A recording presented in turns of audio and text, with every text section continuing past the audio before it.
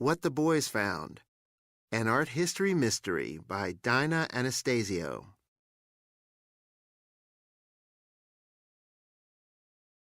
Discovery in the Woods. Have you ever been out for a walk and stumbled over a mysterious hole? Did you hesitate, look down into the darkness, and wonder what was under there? Well, that's just what happened to 4 teenage boys near Lascaux Manor in southern France on a warm September day in 1940.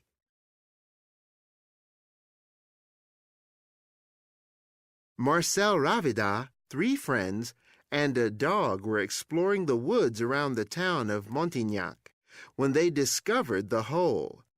Several years before, a large pine tree had been struck by lightning and tumbled over, exposing a gaping entrance to what turned out to be one of history's most interesting treasures.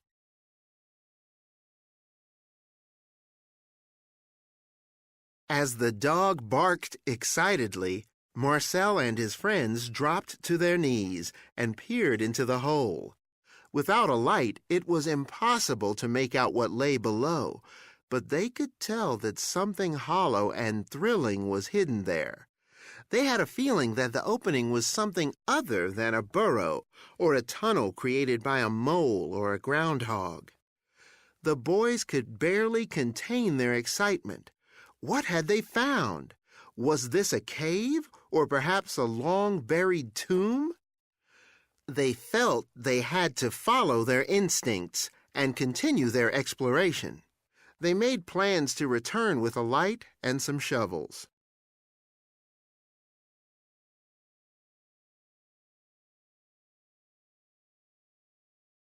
Exploring the cave. A few days later, Marcel and his friends returned to the hole with a lantern. Digging quickly, they enlarged the hole, and one by one they slipped into it, fell onto a pile of rocks, and looked around. Their light was very dim, and it took several minutes to become accustomed to the darkness in this underground space. They saw that another entrance, almost a doorway into a shadowy space beyond, was behind some rocks. They looked at each other, nodded and shrugged, then held the lantern higher and moved into a large, dark space. The boys continued to explore the cave together, going deeper and deeper into the ground until they encountered a deep, narrow passage, too small for all of them to fit through. After talking it over, they decided that Marcel should go forward alone. He would take the lantern and enlarge the passageway, then return for the others. Carrying the lantern, a shovel, and some rope, Marcel squeezed through the space, digging as he went. After a while, he lowered the rope and dropped down a shaft into a cavernous room below.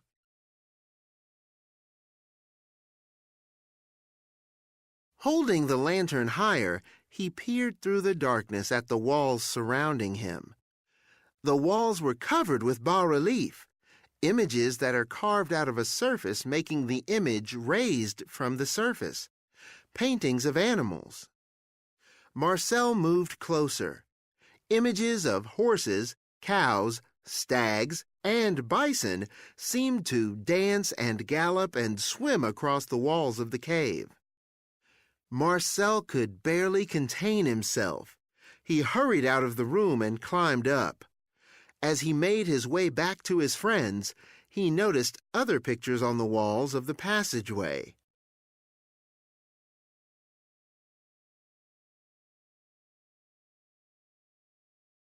More questions, more exploration.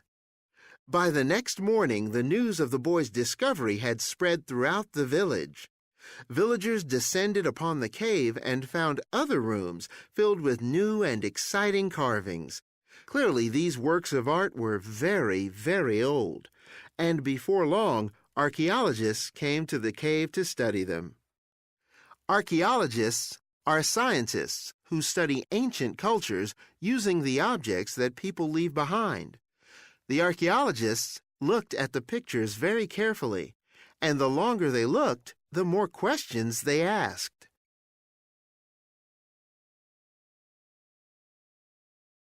Who painted these mysterious paintings, and how old were they? Why were they painted in underground caves? Why did the artists paint only large birds and animals, such as horses and bulls, and ignore small creatures such as snakes and fish? How could such perfect art be created in such a dark space? There were tiny holes in the wall halfway up to the high ceiling. Why? What purpose did they serve? These paintings were clearly very old. But how old? The archaeologists began by trying to figure out when the paintings were created. To do so, they tried several different methods. Many scientists started by looking at the paintings themselves. They analyzed the dyes, paints, or other materials used to create colors. If the artists used charcoal, scientists might be able to date them using the radiocarbon method. Things that contain carbon can be dated by measuring how much the carbon has changed. But they found that these pictures could not be dated in this way.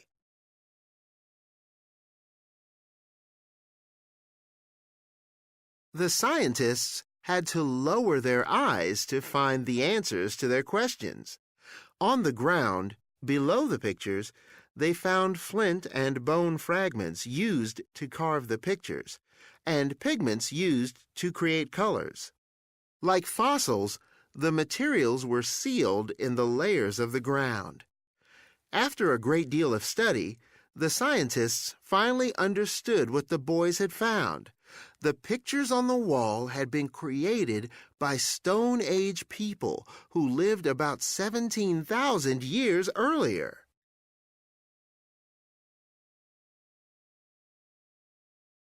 Who painted the caves? Still, like other caves in the area, the Lascaux Cave held many more secrets. Scientists wondered who these artists were. Why had they carved and painted pictures so far underground? Scientists in 1940 already knew a great deal about Stone Age people. Stone Age men were hunters who killed and ate large animals such as bison. They were also people who believed in the magical powers of their leader, the shaman.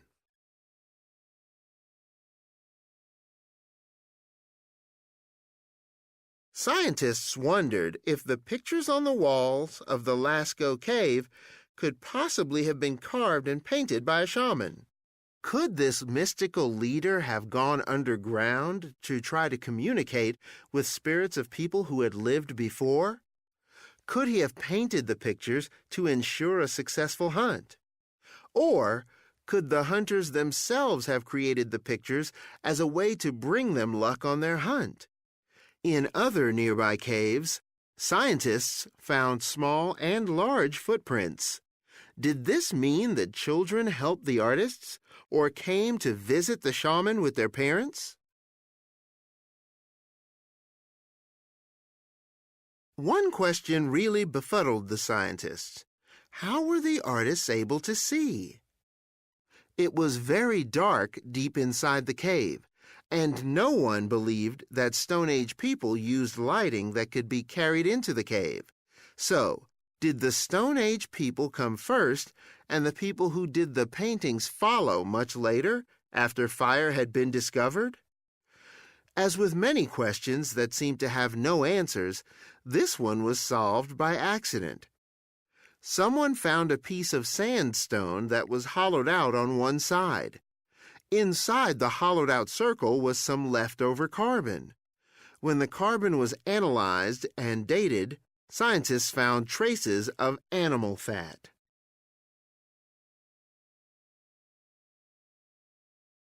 The lighting mystery was solved. Stone Age artists lit their workspace by burning lamps filled with animal fat. But other questions remained. How did the artists manage to carve and paint the glorious pictures at the top of the painted gallery? The ceiling in the gallery is very, very high and really impossible to reach. Could those holes halfway up the wall hold the answer? Scientists estimated the size of the artists. They guessed how far the artists were from those high paintings. When they were finished guessing, they deduced the answer. The holes were used for a temporary scaffold that the artists climbed or stood on as they painted. What were Stone Age artists like? How did they create color? What tools did they use? What were they thinking? Luckily, the artists left all kinds of clues behind on the ground below their masterpieces. Can you guess what tools they used to carve the stone walls inside the cave? The answer is, they used more than one kind of tool depending on the kind of rock they were carving. If the rock was very soft, they used a stick or their finger. If the rock was very hard, they carved a pointed or rounded stone tool to cut into the rock face.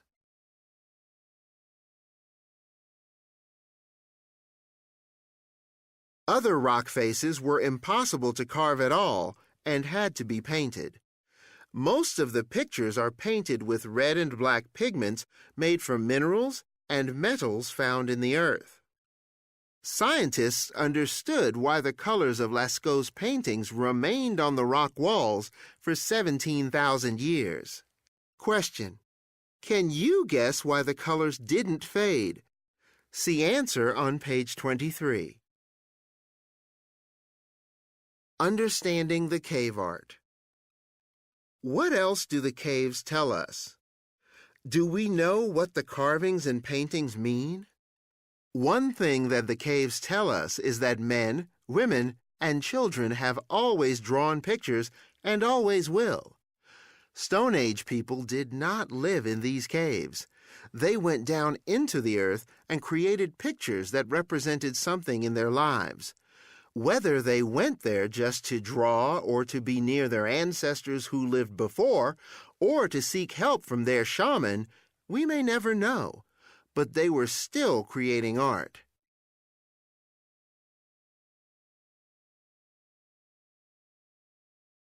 When we look at paintings created 50 years ago or even today, can we understand what the artist was thinking? And do we really need to know, or is it enough to look at a picture and say, "Wow, that's beautiful"? Answer: the colors on the rock walls didn't fade because the pigments were created from minerals and were protected in the cave from rain, wind, snow, and sun.